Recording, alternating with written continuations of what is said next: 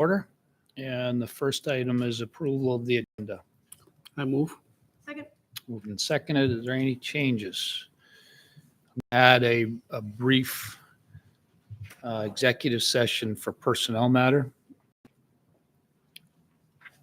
If there's no other changes, all in favor of approving the agenda with minor change, signify by saying aye. Aye. Aye. This is This is Dan. Dan. I'm gonna, okay, he's in as a panelist.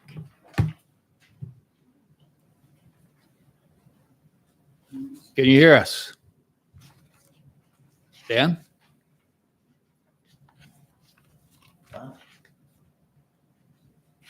Dan, can you hear us? We got a sound issue. Yeah. Okay. We don't hear him either. Yeah, I can hear you. Can you hear me? Yeah, Okay, we got you. now we got you. It's a nice beard, buddy. Yeah, I'm gonna turn off my video. Yeah, I forgot to bring a razor, so. I hear they're fairly cheap at most stores. So next item is, Find time either. yeah. That was a nice picture of you and Nick. Next item is approval of the consent agenda. I move it as presented. Second. Moved and seconded. Note that it's a vibrancy fund. You have that for our signature tonight, or? Yep. You have it. There it is. Okay. All in favor signify by saying aye. Aye. Aye. Good. Okay. So the purpose of our, we'll move on to the purpose of our meeting, which is to discuss the library renovation expansion project and determine what our potential pathway forward is and what the next steps, and if there is a further charge for the IPL 100 team and what that is, and discuss the funding as well. So there's a number of, this is kind of a free flow discussion here I'd like to have, and maybe we could take it in a couple different phases. I think the first item is the design, the next stage of the design, which we talked about at the last one, and I asked that we just move it to deal with all of the library discussion at this meeting. That could potentially come out of this meeting, a motion and direction. There was a very nice synopsis of some potential schematic design modifications or refinements that came out of, I think, the IPL 100 team, as well as our consultant who's working with them. So thoughts on the next phase, which would be design. I think it's important that we leave this meeting with a path forward for an RFP for a design in order to keep us on track. And I think if we have the money in the budget, I see no reason why we can't move forward with an RFP tonight. And as far as guidance for the design process, is You're talking everybody about the schematic design, right? right? I loved all of the suggestions in the document that we got. I just always worry that if you are looking for places that you might be modifying things and a different range of options, you're spending more money on the front side of things. I just wanted to hear from the folks who put that together and talk to the architects about the feasibility of those options at this stage. Please. So, I think you're referring to the appendix A. I think So I the am idea also. is- Yeah, so some of those are bringing it back to within budget. Definitely, hopefully feasible, we think. And most of these were things that were discussed, during the design competition, during a meeting between the project team and the, pre-arc and Wayland Lampier, or other suggestions came from the public, from the design advisory committee. So I think most of these, I think all of these warrant exploration. Whether or not they're feasible, we'll find out through the next steps. Does that answer the question? Well, now, I would point out that many of these options are there specifically for the purpose of reducing costs. Yes, Yeah. clearly. Right? So I'm not quite sure of your Well, concern it- about the upfront. No, but if you are like, let's design this, but let's design it 6 different ways. Yeah. That's probably more expensive than designing it one way. That's fine. I took it as a challenge to Rearch to try to incorporate some of these in their next phase of design, not to give multiple designs on it. but Okay, not to A/B all these things. No, I think it's their initial design was beyond what our budget that we had kind of gone under the assumption that we could build a library for, and they knew that. And so these were some of the things that the team is looking at that they could give up. And again, I haven't spoken to you on this, correct me if I'm wrong, but you're looking at this as, number one, some things that are necessary and some refinements that as you look at it, like the idea about the entrances going to one entrance. I do like that idea, and I think that would really add to it to reduce the confusion of where do I go in, but also the long-term maintenance of maintaining 2 entrances and the potentially a better use of the current entrance that has failed us so many times. It's a very, very difficult entrance to keep maintained, it appears. And it's not ADA, so.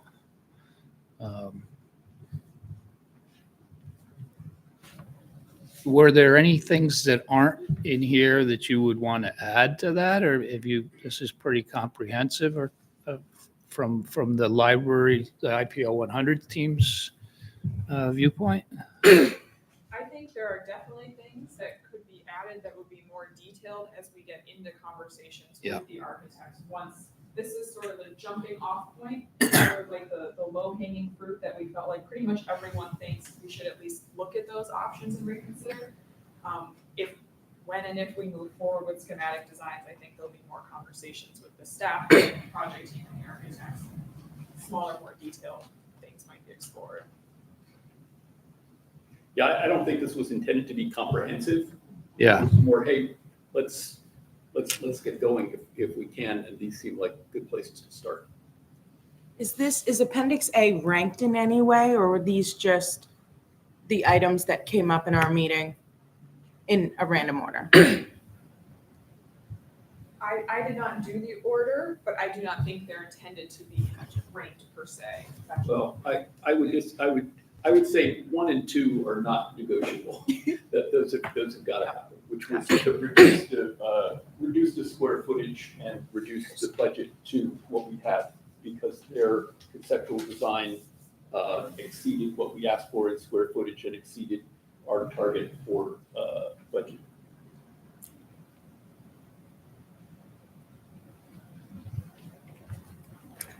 And is the space flexible enough in the current design that as they start to rein in the additional space, you'll be able to maybe use multiple space, do multiple programs in a space based upon the hours, or how are you looking at shrinking that space? I don't don't want to dodge the question, but I think that might be something for the design team to answer. I'm not really sure Yeah. how I would do it. I don't know the Yeah. answer to that. So you gave the design team a pretty long laundry list of programming to be able to accommodate. I'm just thinking if we're trying to build something for 100 years, the programming is absolutely going to change. It may change in 20 years. That's I'm part of the baby boomer generation, and we're all retiring, and we may flood your library, and the children's program seems it's very popular, at least was when we were raising our kids, but who knows? This is a kind of an aging community at present, so we can build some housing. So it's good. I just say that because I do think that as you look at it, one of the challenges is going to be reining in that cost. So the program that we gave them, on the list of the spaces that we wanted, we figured out how much space we kind of need for each room and each function, and it was about 24,000 square feet. And the building and the concept that they provided was about 28,000 square feet. So again, I don't want to speak out of turn because I don't have a design in mind, but presumably we could cut some square footage and still have most of that program. I know that you need space for things like overhead stairways and elevators, and I don't know how that factors into it, but Yeah. I think we will hopefully be able to bring it back a little bit and flexible, to your second point about things changing. I think library services will absolutely change, and that's why it's so important to design it with flexibility in mind, so that these spaces can be repurposed and addressed more easily in the future without having to have a big project like this. So that's one of the tenets that you've used. Okay. That 28,000 includes the outdoor spaces also, right? The roof garden and stuff. I'm not 100% sure. I have to look at the plan. That's not part of that? I'm not sure about that. I'm not sure it does. I'm not sure it does.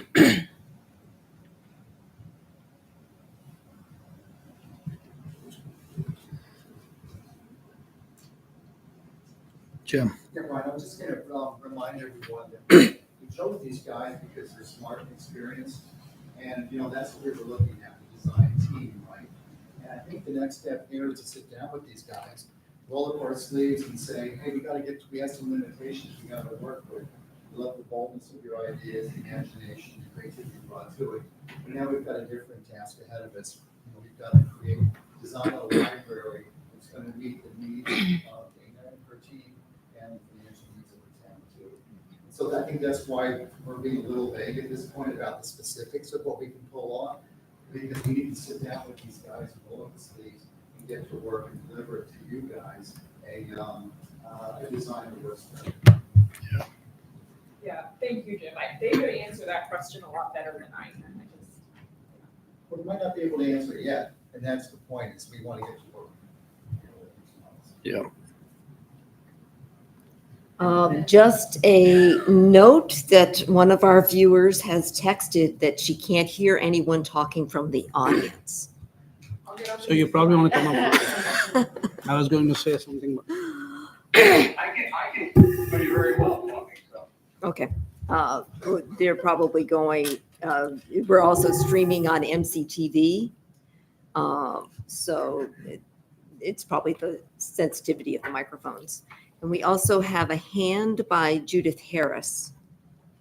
And Judith, I think I've allowed you to talk.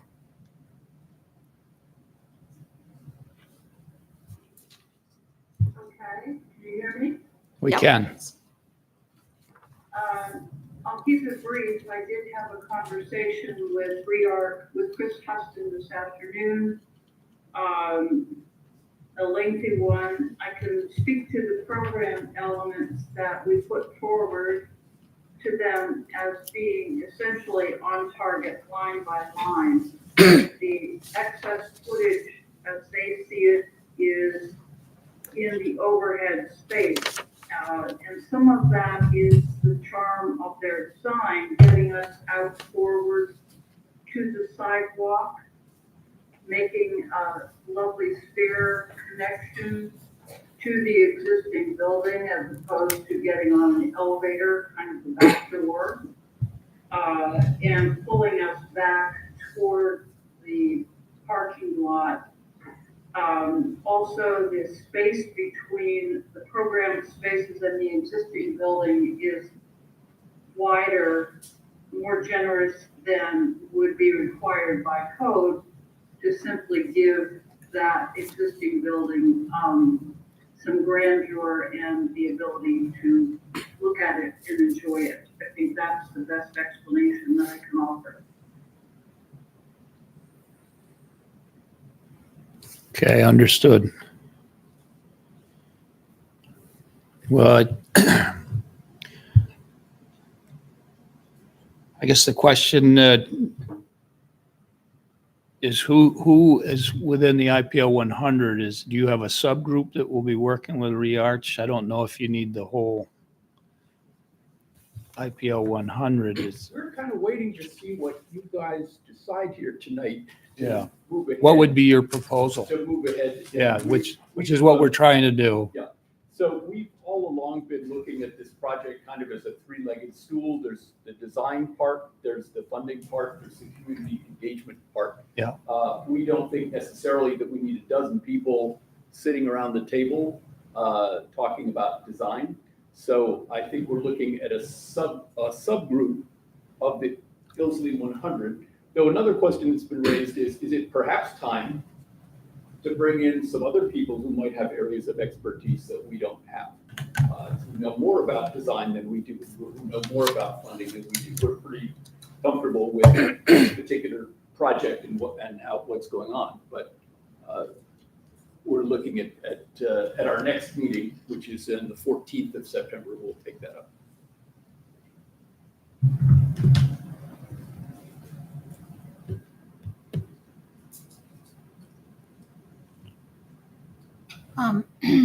The 163,000 that we put in the capital budget for the library, is that all for design? About 15,000 is for the feasibility study. Okay. I couldn't remember. Thank you. And we think we can get it designed for, what's that difference? 140-ish? Well, that's what I budgeted last year, working with Judith Harris as a best guess. So I don't know. I can't really speak to that.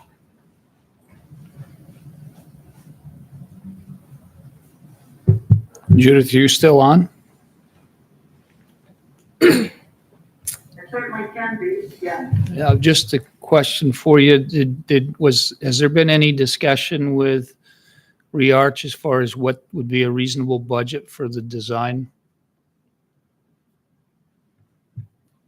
Yes, there has. We've been going back and forth for the last couple of weeks trying to get our arms around what a reasonable budget is. We're closing in on it. We're not there. At the moment, we are underfunded somewhat.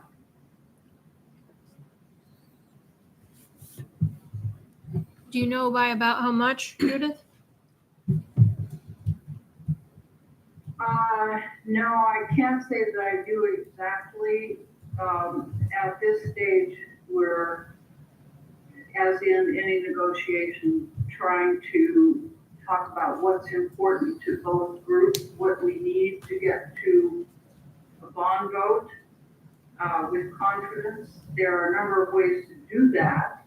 You can take it through design far enough that you can put forward a number that is super confident, or you can stop short of that and put on a higher contingency. So those are the variables, some of the variables that we have to work with. So Judith, in that second option, what would you consider the design phase, like percent completion? Are we talking that something that's 60, 80, higher? Schematic design is typically in the neighborhood of 15% of the total for all fees for all professionals, design professionals, not attorneys and. Excuse me, Judith, I think that you and Heather are talking about two different things here. Yep. Thanks, Joe. I meant if we went with the option you mentioned as number 2, so something that wouldn't be maybe as finalized. That's what it sounded like you were talking about. So there were like 2 options of where we get the design phase 2. Like we spend more now to get it further to completion, or we spend less now with a higher contingency. In that second option with a higher contingency, what would you consider the design percentage? Like, I hear like, 60% plans, 80. What would you think that design would be at that point? It would be difficult for me to say that without those who are putting forward their number agreeing with it. I don't know at this point if I would want to do that. One thing that occurred to me as I was speaking with Chris this afternoon that I shared with him was that if we bring along their design and the funding feasibility study at the same time, we can target, say, 75% completion of what you would normally do for a foolproof bond vote number, and then look at where the fundraising is going, and redirect from that position. Either say full steam ahead, yes, this looks good, or we should dial back there. I actually like that process because that gives you some flexibility. You haven't got it's not fully designed, but you got enough so you can do the fundraising feasibility and start trying to get the donations. Yeah, I agree. I get a little nervous depending on the percent completion of the plans, especially if you're taking something to bond vote. I get it. You're going to put a contingency in there. Well, we're not talking to bond. We're talking about where they get to initially. Yeah, but that's where she was saying 2 options for how we get it to a bond vote. Do we spend more up front now to get a higher percent complete set of plans, so we have a lower contingency and we're pretty solid on what we're asking voters for, what we're looking for construction? Or 2, we don't spend as much initially. We get a set of plans that are, I'm going to guess, between 60, 75%. And we put a larger contingency in there to cover anything that's not included in that 25%. So theoretically, the number you take to the voters is roughly the same, but your plan completion is, we may not spend as much money in the design right now. We're still going to spend it eventually. Right. So I think we need to do enough so that they can start the fundraising. So I think that will drive our discussion on the budget. And if the fundraising is super successful, I mean, I've heard some whispered numbers that sound very aggressive, but if they were able to get to that point, that changes the potential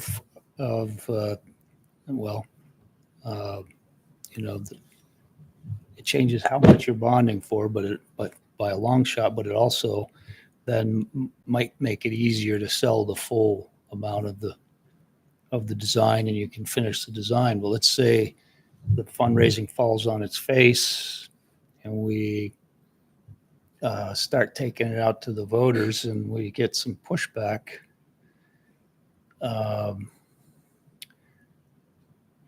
would have be better to have not spent the extra money. It would on be the- better not to have, because you still are flexible and you could cut some more space to bring your budget down if you have to. Kathleen, if we take the project to a bond vote, we have to take it in the full amount, right? Yeah. So like, even if we could raise 10 million of the 15, I'm just guessing. That'd be awesome. We still have to take to the voters a $15 million bond. Correct.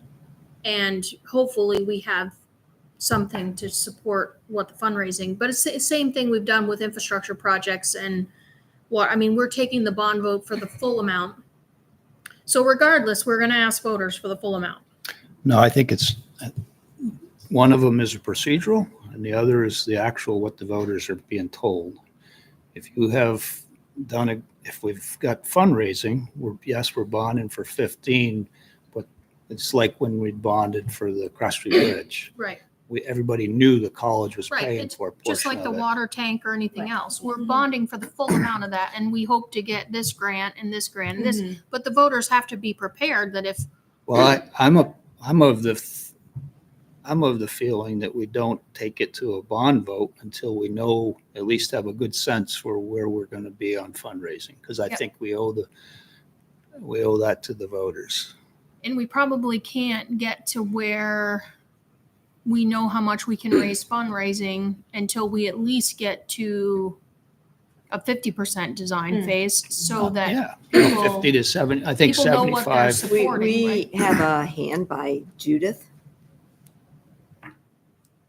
Go ahead, Judith. Just one thing I wanted to point out is that process we have chosen really allows us to treat budgeting as an integral part of the process, as opposed to designing to a set of criteria, getting to the end of that design and then putting a number to it.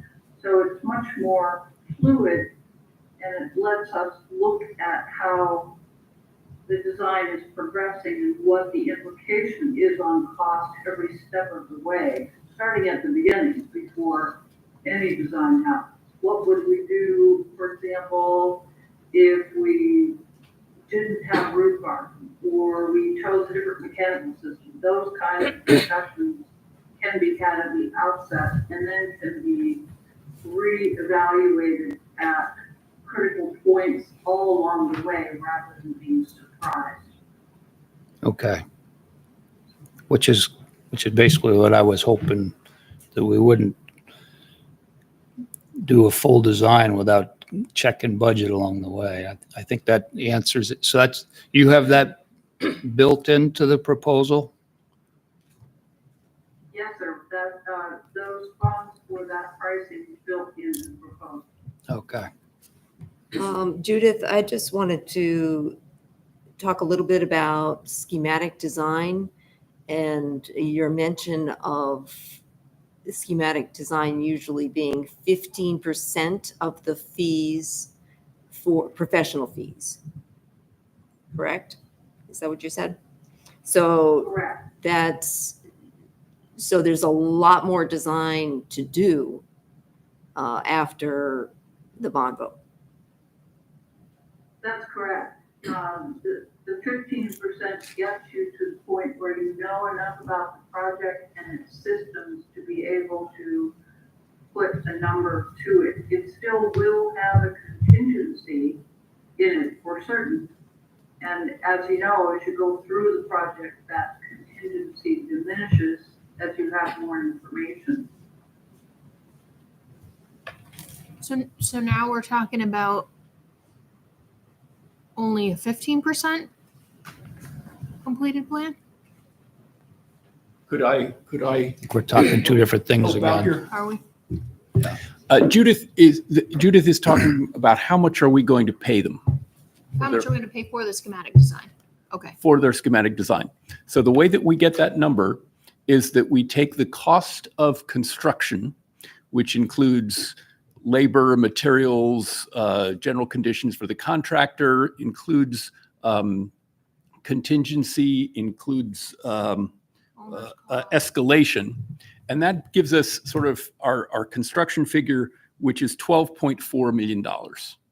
Okay. From the $12.4 million figure, we estimate about 10% for owner costs. We estimate 10% for professional fees. So the professional fees are mostly going to the architect, and my assumption, and Judith can correct me if I'm wrong here, is likely to subcontract to engineers and so on. So we're talking about 10% of that number. Now, you with me? Okay. So now the question is, what percent of that number is an appropriate fee for the schematic design portion? And a rough estimate is you take of the 10%, you take 15% of the 10% is a typical number. Is that about right, Judith? Yes, that's right. So if you have 12,400,000 as a construction number, you take 10%, that's 1,235,000 more or less. And you take 15% of that, and you're down to about 180, and that covers architects and engineers, not owner costs, but professional fees. So we're short about 40 grand. That was really well explained. You should come to my classroom sometime. It was really good. Thanks, Joe. But the question is that 100 and, let's call it 190. Is that for full 100% plans? Judith has her hand up again. That is for 100% schematic design plans, correct? And what we're pointing out is that we can stop along the way and do a check on where we are matching up fundraising and our program and the cost, and make adjustments as we go, rather than designing to a number that we can't get to.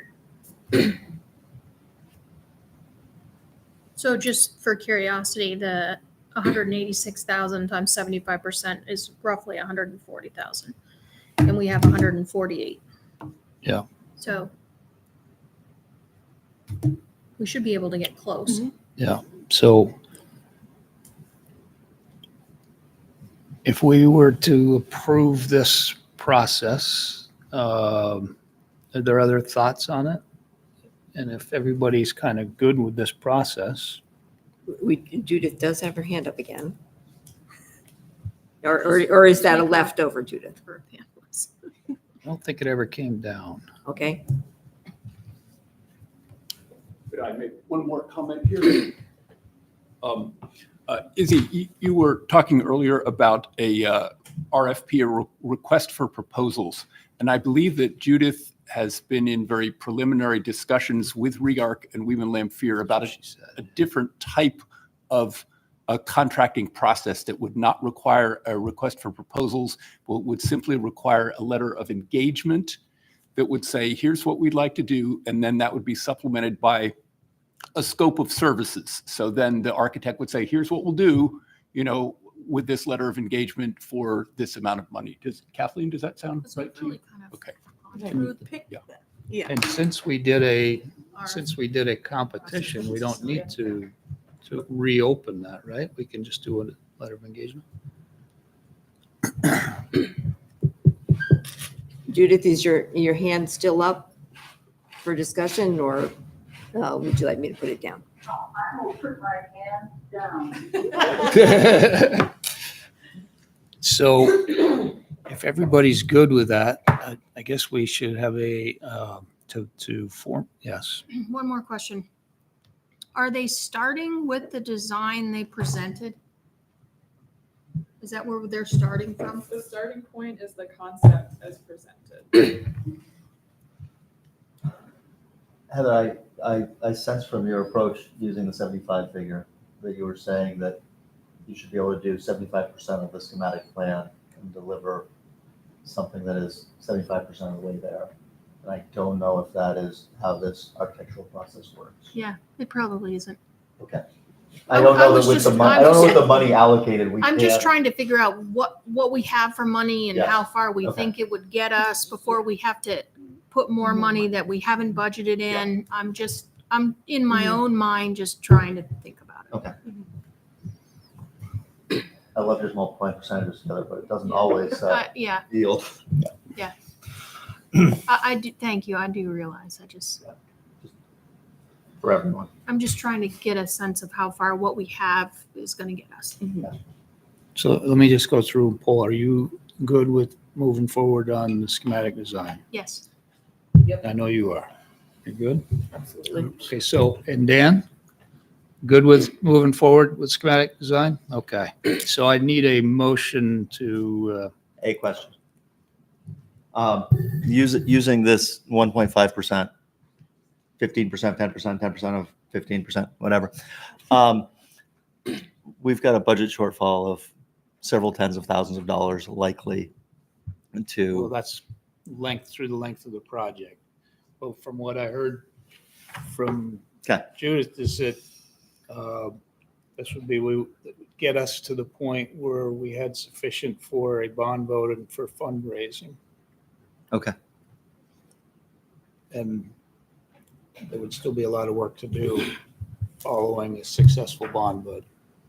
Yeah, I'm assuming we could still at some point make a decision like she presented the two options. Do we spend more now to get the project schematic designs a little further along? Or do we stop at this point, not spend as much money right now with a larger contingency? When we, Well, and I would foresee us having to make decisions well before that point because we'll have a sense for budgeting and, at some point it would be nice to get a survey and I don't think we're ready I think we have to educate the town, all the taxpayers and voters first, but we don't know we've a long ways to go. yeah, I don't think we can do any of that. I don't though, think we can until do any of that, until but we I get don't the- think I think this gets us to the point where it's developed enough that people have, that everybody can be talking to donors and. Yep. And we kind of like what Town Hall Theater's been doing. So you want a motion? I do. I'm not sure what the motion should be, but I'll wing it. Do we need to authorize Kathleen to enter into an agreement with Sorry, I women? didn't hear what you said. To have Kathleen enter into an agreement with Women Lampier for the schematic design? So I just made a motion. the process would be for me to work for the town manager to negotiate a contract with Yeah, that's right. and Lehman Lamfair and bring it back to the board for approval. Yep. I think Farhad made the I made the motion. motion. And I seconded it. Moving section. Questions on the motion? All in favor signify by saying aye. Aye. Aye. Aye. I, He even unmuted himself for that. yes, I did. All right. Okay, so now that's the next step. Now, the IPO 100 brought to us kind of their last formal charge. And how would any changes recommended in the IPO 100? I think there was some appendix C. Yeah, Appendix C walks us through some thoughts on it. Some new and ongoing action items. And the question is do we need to consider any changes in the team? As in bringing on maybe somebody who's got more. So at the last IPL meeting, Jim brought up that we should keep the group together and have some form of subcommittees who can meet on their own, like a building committee and a design committee and stuff, and they'll come back and report to the larger group. Is that right, Jim? I think it's a period where we need stable leadership of this process from the library side. And I think this group has worked really well together over the last 18 months and should see this next phase through. I think that'd be a real benefit to the town. Can you guys sustain this cadence of meetings? Have you scaled it back? You gotta come up. If you're gonna speak, please come up so the people listening and watching can hear you. Sorry, Jim. Joe, are you good to So keep going, and what would you like to see? one question here is that, as Jim says, it's a good team. We've been working well together, but we're kind of at an inflection point, and the type of work that we're doing is going to change a little bit. So one idea would be to have some smaller groups, a funding group, a design group, maybe a communications group. Perhaps the whole team doesn't meet every 2 weeks. Maybe we meet once a month. Maybe the other groups meet more frequently, come back and report.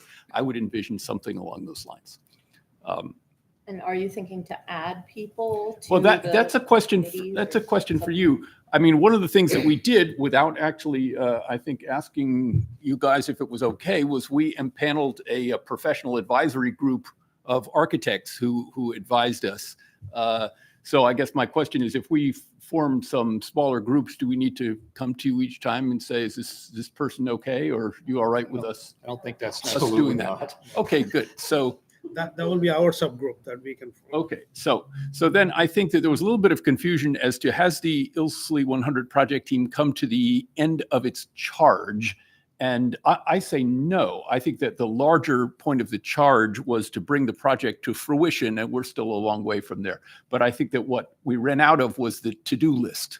And so what you see here in Appendix C is an extension of the to-do list for the next phase. Yeah, and I don't know as though the charge was to bring it to fruition, but it's certainly everybody's put a lot of sweat equity into this project, and I can see that by everybody's attendance that everyone would like to continue to see it through to fruition, and I don't have a problem with that.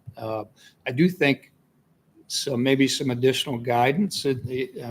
Certainly. You get 12 people working with ReArch, it's going to drive them nuts as a professional service, and it's going to drive up the cost. So maybe understanding how you would propose to format your group. And I personally see the next big challenge for your group is the fundraising portion. Mm-hmm. And that's going to take, that's an all hands on deck type of thing. I Well, believe. Brian, I'm glad you asked about that, because I polled the group and I said, so we're probably going to break into a couple of teams here. And one is fundraising and one is design. Which would you be most interested in?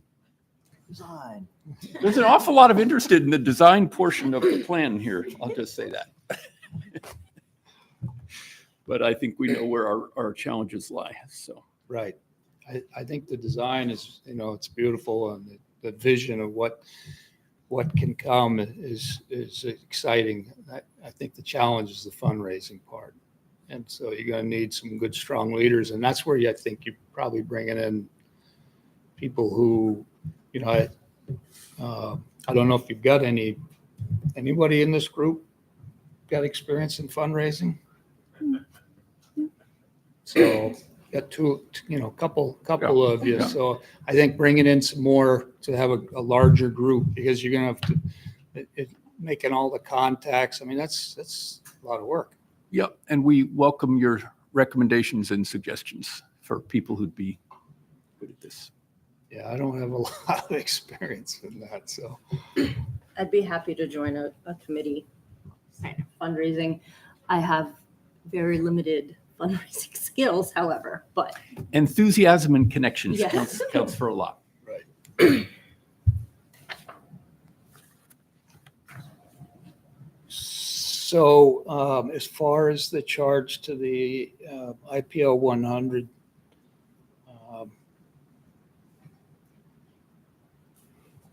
So I think we're proposing this as an addendum to the existing charge.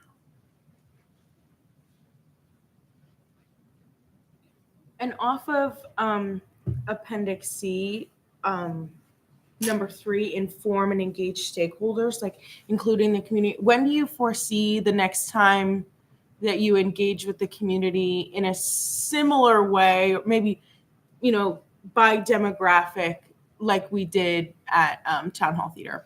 So as Jim suggested, I mean, our initial step is once we've got a contract here and we can start working together with the design team, is to take some initial steps. We need something, kind of for people to react to, I think. So we'd be waiting to have something that people could look at. I would say probably not before mid-October. I mean, sort of maybe late October or early November. But one of the things that has been suggested is that the process that we went through on the last round, where we were soliciting information from people, was really pretty general. We noted that of the people who did attend the meeting at the Town Hall Theater, there was a lot of white hair there, which is not necessary. I mean, you have an evening meeting, you don't get people with young children coming out, right? So we'd like to have some very focused meetings, with parents with young children, with retirees, with people with disabilities, maybe our homeschooling community, to get some sense from them of what they're looking for in the design. Did you get contact information for all those people that were at the? A few people snuck in the door without doing that. But you got most of them? Uh, Because that could be an initial start for fundraising, really. 125 names we got. So, Out of 225 or Yeah. whatever. yeah. So.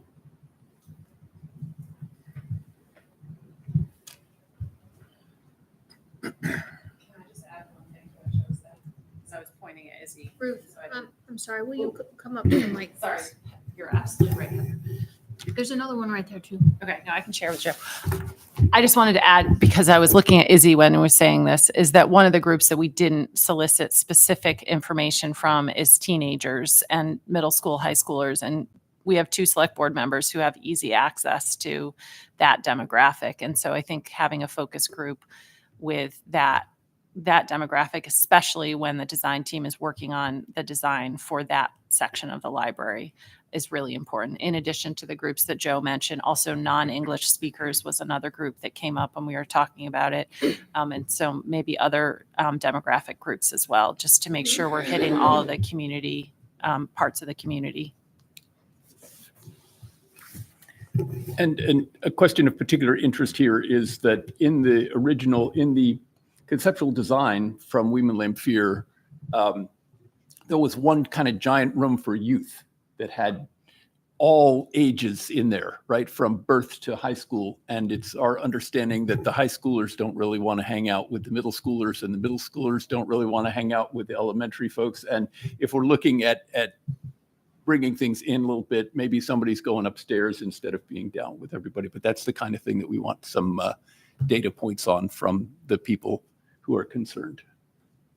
I would say the middle and high schoolers also don't want to be near adults. Yeah, well, Like their own wing, just get a well, bus. Their own. maybe we're going back to that idea of an annex, down the street. Middle schoolers in the dungeon. As long as they have it to themselves, they'll be happy. They'll be okay. So as far as the charge, has everybody read Appendix C? And there's some refinements, some proposed addendums, I guess. The only comment I really had was on 5, seek out and obtain additional sources of funding. I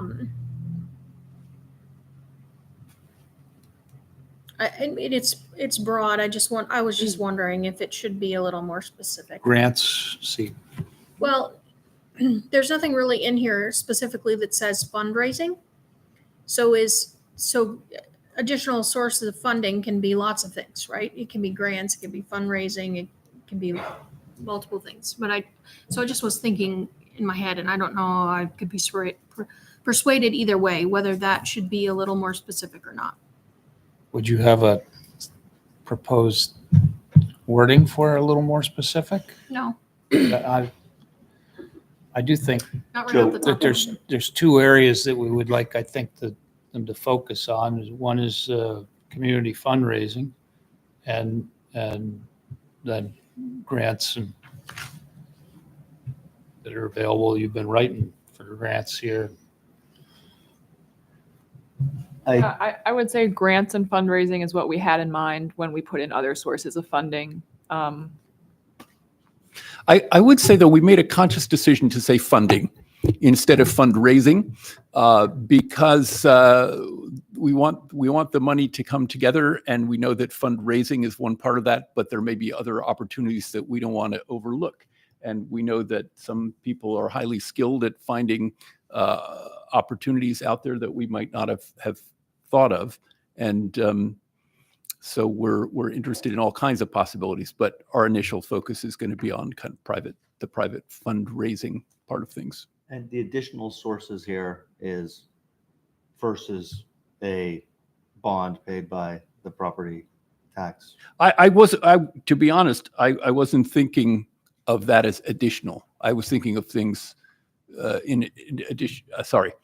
So we've been talking for a long time about a probable bond vote because we think we're going to need that for this project, right? So the additional here means over and above the bond. Right. If that That's was all not, that's all I was looking for. Yeah. We weren't looking for multiple bond votes. I guess if we have that clarification, I'm okay with it because I think we've been pretty consistent in talking about fundraising and grants. Yeah, I'm sorry. I'm sorry, Joe. I don't mean to interrupt you. I was going to say, I'm sorry we didn't provide it to you, but I think sometime in the spring when we came before you, Dana had provided a list of here's our probable funding sources and what we're eligible for and where we've applied and so on.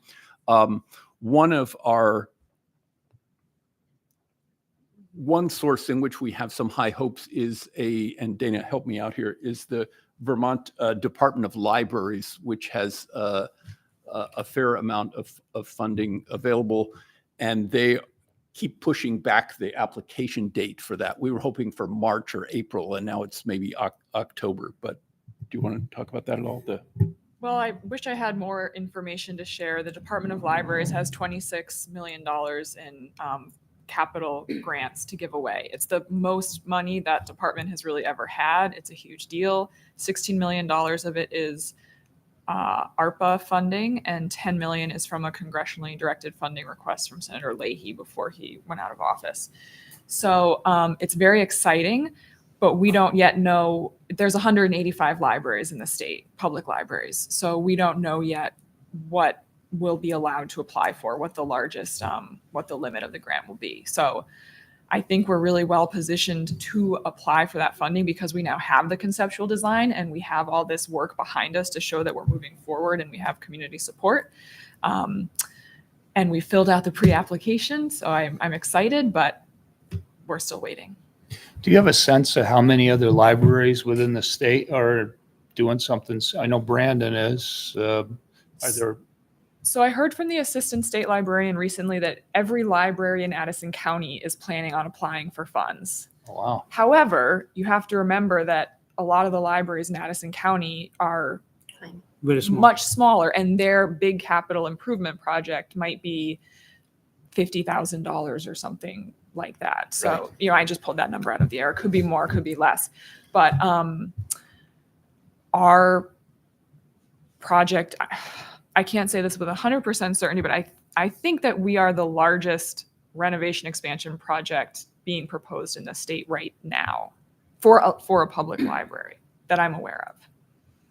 Burlington is pursuing a big renovation expansion, but I don't think they're as far along as we are yet.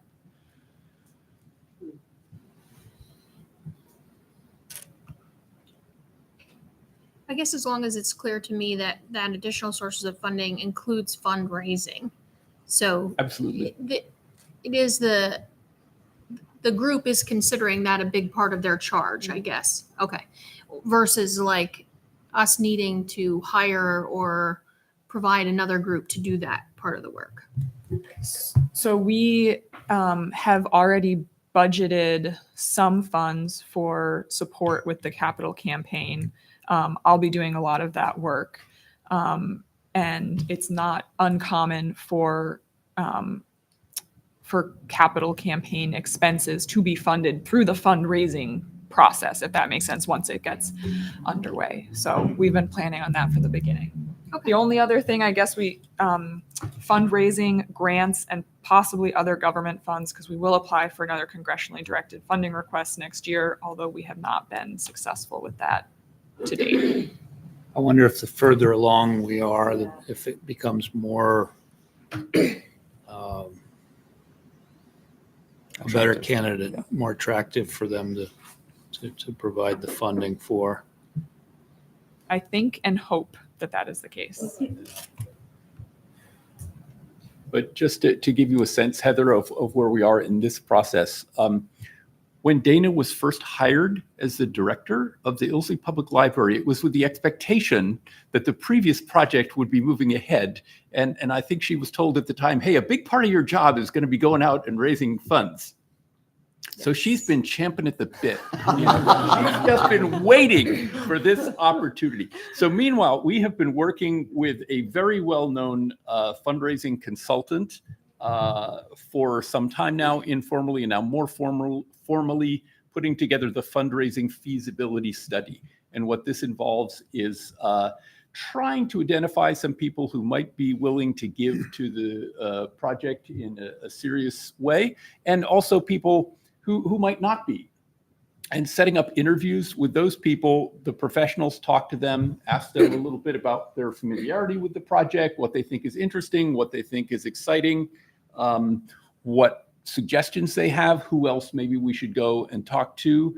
And were they, it's not a request for money, but it's like, hey, if you were thinking about maybe giving us some money, give us a sense of how many zeros that would have after it.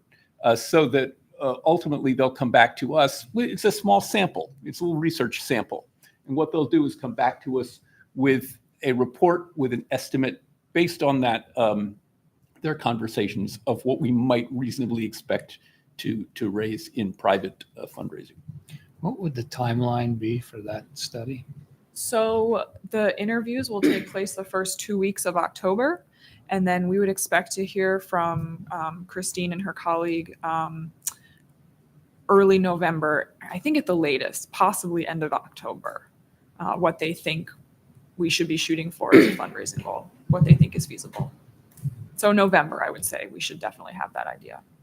And do they give any guidance? What's a window for what's a reasonable window for fundraising? Window meaning timeline or amount or, timeline. Well, so we have talked about starting the quiet phase, asking for soliciting major gifts starting in January. I do not know how long that timeline will stretch on. And I think it's difficult for Christine to answer that at this point because the higher the target goal, the longer the campaign is going to be. So that's up in the air. But apparently the holidays is not the best time to go to people hat in hand requesting donations, even if you're There are a lot of hats. Tim Cratchit, right? Yeah.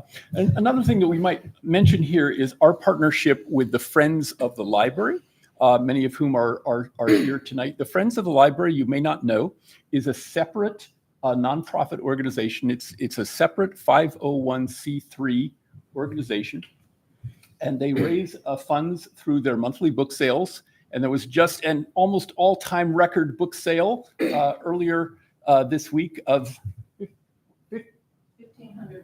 $1,500 plus dollars from a book sale out on the patio here. It may have helped that they were giving away ice cream to celebrate the 100th anniversary of the library. But through their book sales and through their annual memberships, anyone can join. It's a sliding scale, give what you can. The Friends help to fund all of our programming at the library. So those Wednesday night lectures, there's the reason you had trouble parking tonight is there's another event happening at 6 o'clock in the library. So they fund that for us. Now, as we're thinking about fundraising, this is in fact a municipal library. So many of us who are members of, live in the town of Middlebury and own property, write checks to the town of Middlebury on a regular basis. Used to be 3 times a year. Now I think it's going to be twice a year for our property taxes. So we have the sense that although it is legal, maybe not everybody's going to be really excited about writing a fundraising check to the town of Middlebury. So our thought is that what we're working on right now with the Friends of the Library is a memorandum of understanding whereby they would be our fiscal agents, so that the incoming funds would be funneled through the Friends of the Library to the project. And we're working on ironing out some of those details in terms of the memorandum and in terms of the technology, is it going to be people want to give electronically and so on. So.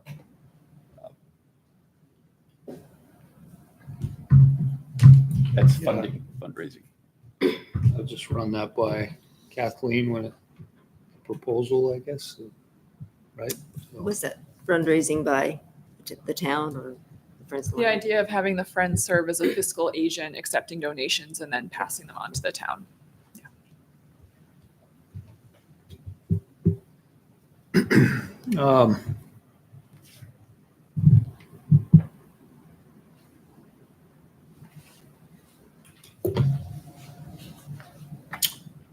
Any other comments from the board on the charge with the addendum? Again, it just asks them to keep us informed.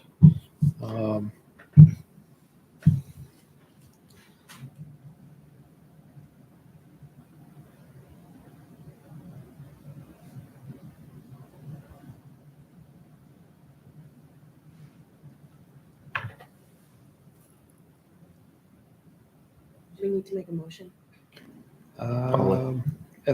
Yes, at some point here. The one that I wonder about is number 6. How the wording on that. I think any bond ought to come from any bond discussion should be coming from the select board. Right.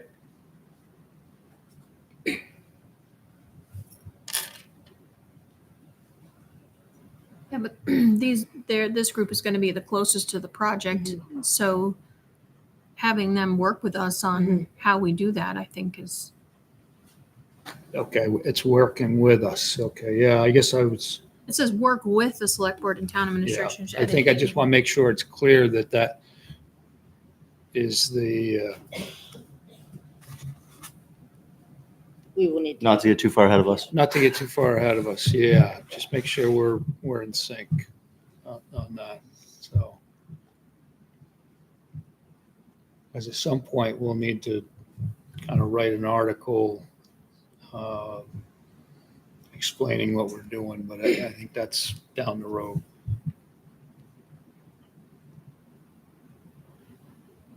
Any other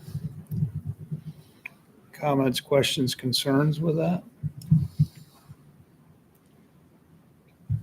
The number 2 on the notes, the liaison for the town manager, is that Beth Dow for us, Kathleen? Yes, and Judith will be continuing for Okay. us as well. Happily. So it's already in place now. So we got it. Okay. If there's no other comments on it, do we want to, I would entertain a motion to approve the continuance of IPO 100 with some addendum of some further instruction for the committee. Everyone's looking at me. I move to approve Appendix C, the draft addendum to the Ilsley 100 project team charge and their continuance of the Ilsley 100 project. Second. Moved and seconded. Any comments on the motion? Hearing and seeing none, all in favor signify by saying aye. Aye. Aye. Okay. Scruffy Yeah. agrees. Scruffy. I think it looks good. Me too. I think you should keep it. It's a very distinguished gentleman that's joined us here. I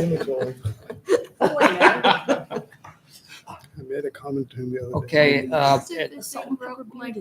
Chief Hanley, when do they grow beards for raising money? Is that this time? No shave November. Yeah, no Oh, shave November. okay, so he's a little early.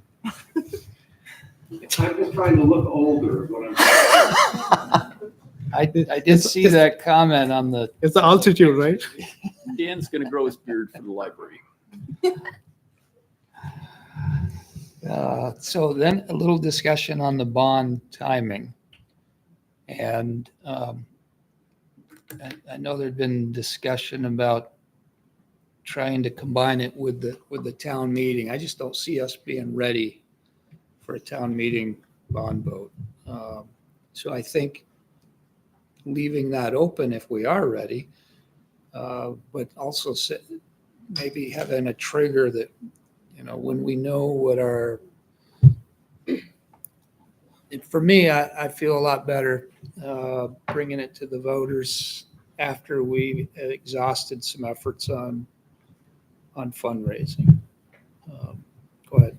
I just wanted to, you had asked earlier if I had a sense of the timeline for fundraising. Yes. As I said, I don't have a sense of how long it will go on, but we will not have completed the fundraising, no matter what the goal is, by March, just to.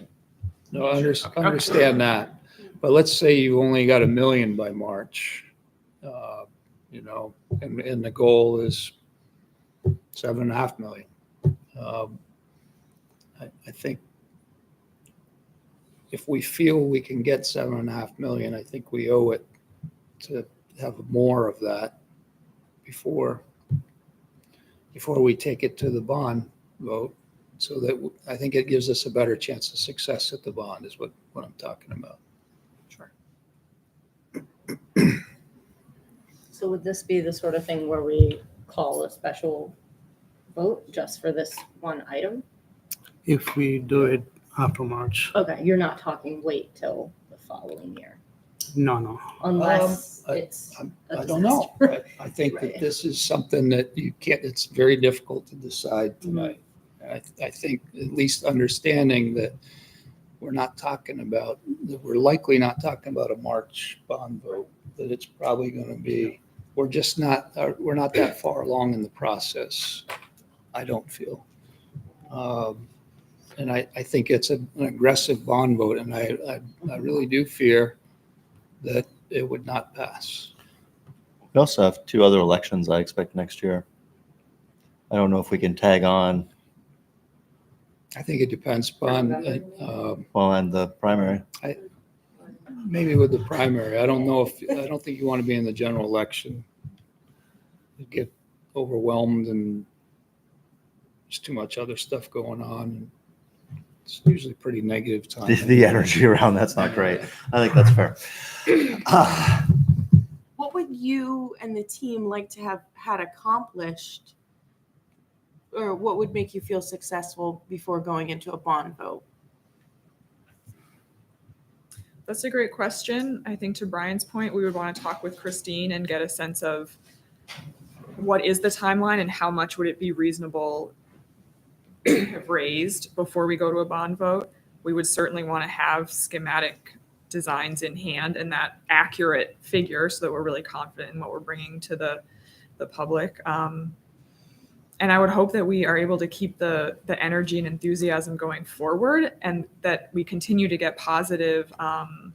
If there's still positive sentiment in the community, that would make me feel really confident.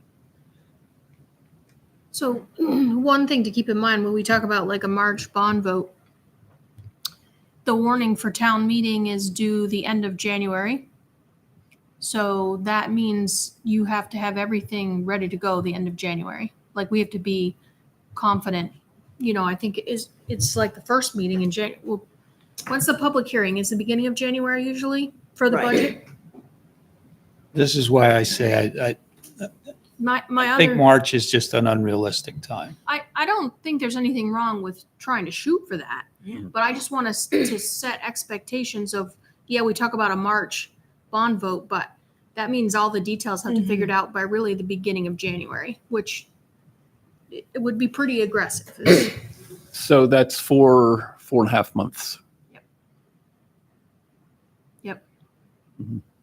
So I don't think there's anything wrong with trying to shoot for Yep. that. And, but you know, just- and we're not starting from zero here, right? We have a pretty comprehensive conceptual design. We have a experienced team of people. We have good momentum. We have a good design team to work with. So you may well be right that it may be that we can't do that. But I like the idea of let's have March as a date, and then we could have a fallback date.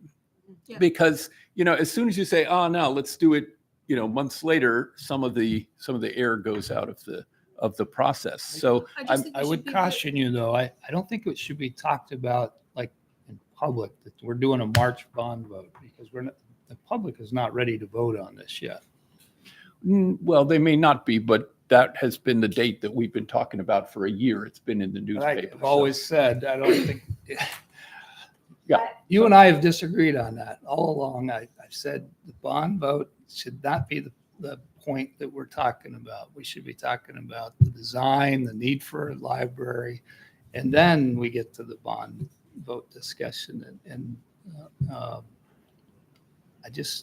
I think that there's triggers, not timelines. And I think it's based upon when we're ready, then we take it to the public for a bond. When you start saying, we're going to do a bond vote in March, and if you're not ready, then, well, whatever happened to that bond vote they promised me in March?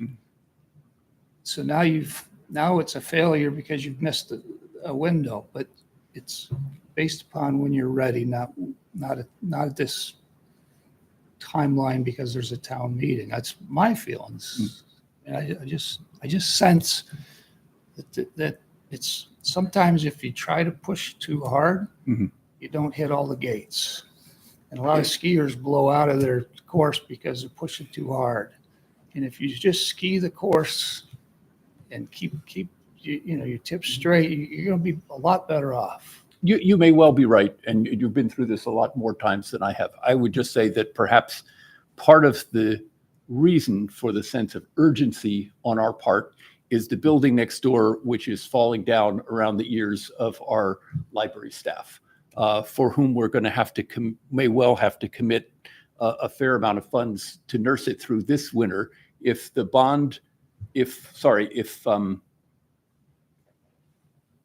we wait for those triggers to happen, it's very unlikely that we'd be able to break ground a year from now, which would mean another winter to go through. So simply, all I'm saying is we hope to move ahead sensibly and with a reasonable amount of expeditiously as possible, as right? expeditiously as possible. And I'll yield to your knowledge on what makes sense. I just don't want to promise a March bond vote and then Okay. fail. I don't like failure, right? Okay, So, all right. But I don't like failure of the roof. It's not going to collapse on you. And I get that that's why we're supporting it, because there is a defined need. I mean, we've all been through our tours of the library and we understand it. But, after that article was in the paper, I actually heard from a number of people, and not a one of them was in favor of it. And I was like, oh, this isn't good.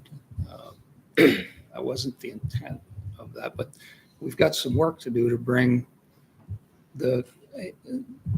everybody together. And I think we need to have the design. We need to have some fundraising to show that it's not all coming off from the taxpayer. And then we can go out and say, look, we've really exercised our due diligence. We've been very methodical about it. And this is a tremendous need, and it's a great addition to our downtown. I think we got to make all that argument. That's just, again, my opinion. But in closed door sessions, I haven't heard much difference from that opinion other than from the IPO 100 team, and I totally get it. So you guys are vested. I mean, nobody's had more meetings in the last 18 months than IPO 100. And so that's all a great thing. And, you know, at some point, if we do it right, you will be celebrating the success of that group. I just want to make sure we do it right. I really feel like there's got to be a process and not a timeline. It's got to be, I mean, So we'll I- yield to the board on that. I was thinking along the lines of what Joe just said in that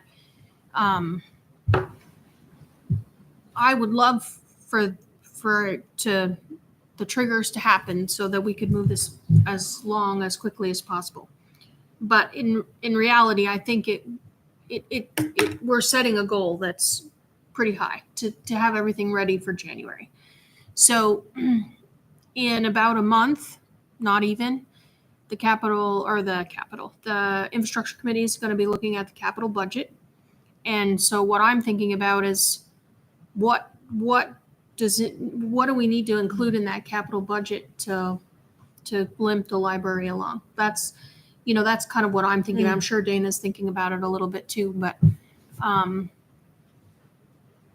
just want to make sure we're covering ourselves if there's something we need to do this winter to get us through. So, or well, that's not even this winter. That's next. Never mind. That's like the next winter. But anyway, you get the idea. We have to decide the infrastructure. When I say we, the infrastructure committee needs to make a recommendation to the select board on what we recommend the capital budget be by the end of October. So there you go for timelines. Yeah, so I have that request, which I'll present to the trustees in September and then give to the infrastructure committee, and Kathleen has seen that. It wasn't on the list, but is there work being done on trying to develop that alternative site for where the library would be during the construction phase? When we relocate? Yeah. Yes and no. It's kind of tough to look for a space not knowing when we're going to move, because places that are attractive and available now might not be a year from now or 6 months from now. But we have been thinking about what would work and realizing we're going to have to be really flexible and kind of probably take what we can get. So the staff and I have been thinking about different ways to reduce the collection, different service models we might use if we relocate, things like that. We've talked to movers to get estimates on moving. What's the estimate on how long it would take to build this from start to finish? I don't know if Judith is still on. She could correct me. I think I've heard 1.5 years. Thought it was 18 So months. I was okay. thinking 2 years is probably the time that we'll be out of the building. Yeah. And are you thinking of programming changes during that period? I know you're talking about I think it will library activities will look pretty different for those 2 years.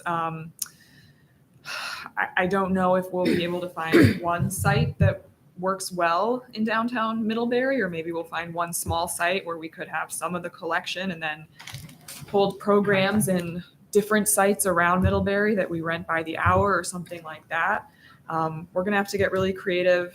The library staff are creative, and they're thinking about what are the core services and how can we continue to offer things that people really count on a daily basis, like Wi-Fi and internet and things like that. And how much footage are you looking for, like bare minimum? I don't know bare minimum. We know we're not going to get 18,000 square feet. Oh. 10,000 square feet would be great. We know we're not going to be able to move the whole collection. A lot of the collection will go into offsite storage, and we'll keep the new materials. We're prepared to sort of be flexible with workspace, so maybe half the staff will work remotely, half the week, and we'll switch things like that. So we'll just see what we can get. The ideal space is actually a wide open kind of a location. The South Burlington, when they redid their library, took 2 or 3 years, and they relocated a large part of their library into the University Mall in South Burlington, where they had a large open space there. Yeah. So I don't think Aubuchon's is quite big enough. But that is the kind of space that would be great for us. Which one How is? much walking distance? Yeah, how much space is that? No. The old Sean. But the sort of big box store or retail store is a really nice space to move into for a public library. Yeah, okay. The old video Couple words. store's been empty for a while, but it's smaller. Yeah. Anyway, one thing that nags in the back of my mind is the fact that we don't know how much that part of it is all going to cost.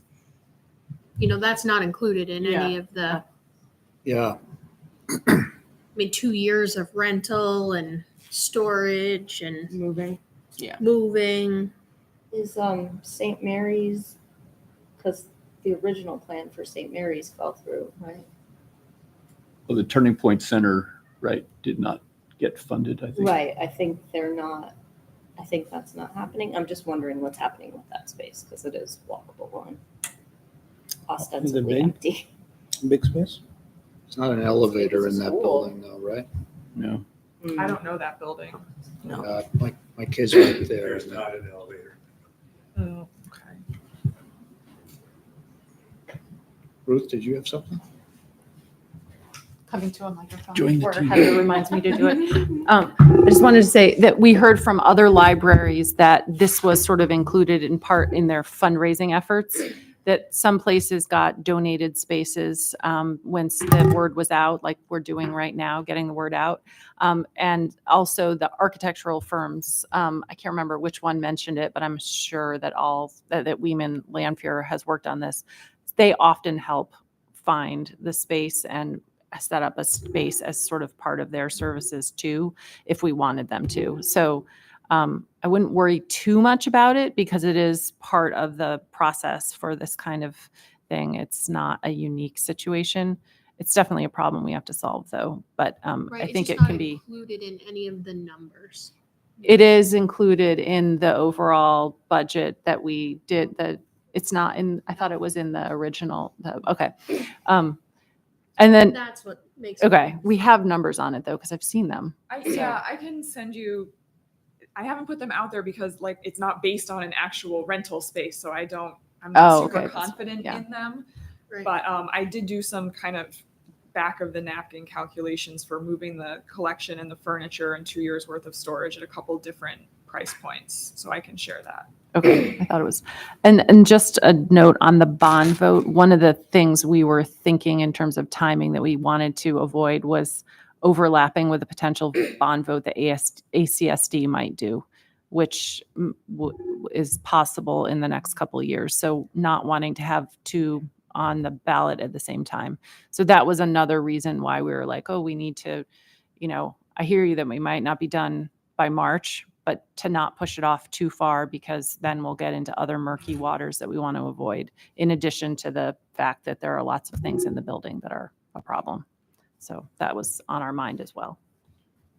In the books, do they need to be, like if you just took some books for operational purposes, you're not going to have room for everything.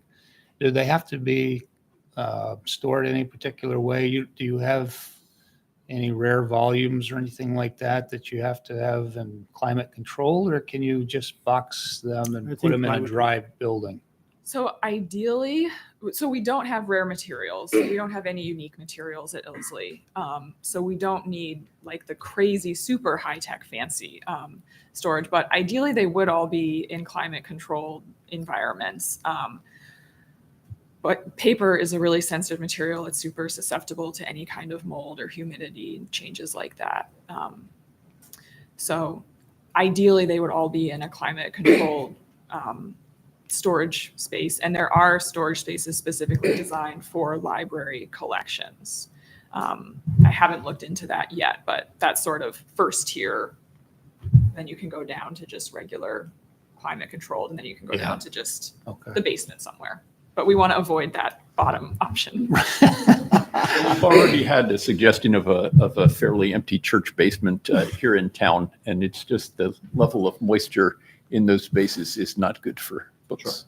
Yeah, I think you'd want to at least be in a dry spot Yeah. and maybe have dehumidifiers going or something. So Yeah, I mean, it's a serious asset. We have about 50,000 materials and the towns, the taxpayers purchase those. So we want to protect them during the interim. Will there be like a reduction leading up to this of like, what's the standard percentage or? Yes and no. Our collection is very lean by library standards. So every book that comes in, we have to get rid of a book because we do not have space. So any book that you see in the library has been checked out within the past 2 years. Otherwise, it's on the block. And if you're in the youth room, it's more like it's been checked out within a year. Otherwise, we get rid of it. Wow. Middlebury reads a lot, which is one of the things I love about this town and why you have such a wonderful library. But we are trying to weed a little bit more aggressively, looking forward to having to put a lot of the collection in storage. I learned a really good vocabulary word, de-accession. De-accession. It means to weed the collection, right? Yeah. It's like, Yeah. I need to do more de-accessioning at my house, but. Will that word work for my parks managers when I want them to? Okay. Any other comments on the library? I think we have a path forward. Any comments or questions on it? Do you two have any comments or questions? Is it pretty clear where we're headed then? I think so. Yeah. Thank you for your support. Okay. Well, And thank you to everyone. For Yeah, your we've support got throughout this a whole great process. team and a great community that's very supportive. This is more than we've had at a select board meeting in a long time, but every time we just have to put the library on the agenda and we'll get a good turnout. So since we went to the Zoom link, the hybrid meeting, it feels pretty lonely in here. So there's a few hands up. So thank you very much. Keep moving forward. Thanks. Okay. Who had check warrants? Got them. Ready? Ready for 'em. I move to approve total expenditures in the amount of $433,622.42, consisting of $298,593.82 for accounts payable and $135,028.60 for payroll for the period of August 23rd, 2023 through September 5th, 2023. Second. Oh, you can have it. Give it to Heather. That was a tie if I Like ever a saw lot one. of. Moved and seconded, all in favor, signify by saying aye. Aye. Aye. We're gonna go. Okay.